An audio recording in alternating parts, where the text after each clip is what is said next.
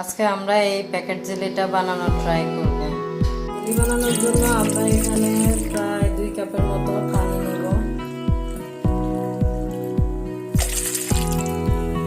জেলিটা কাটার পরে কালারটা এরকম আসছে।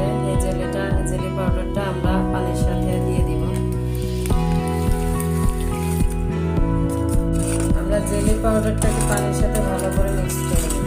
এবার জেলি পাউডারটাকে ভালো করে পানির সাথে মিক্স করে নিয়েছি। এটা যতক্ষণ পানিটা না ফুটবে আমরা ততক্ষণ নাড়তে থাকবো। আমাদের জেলির পানিটা ফুটে গেছে, আর একটু ভালো করে ফুটবে, তারপরে আমরা এটাকে নামিয়ে ঢেলে নেব। আমরা এই বাটিতে জেলিটা করবো, এজন্য এই বাটির মধ্যে ঢেলে দিচ্ছি জেলি পানিটা।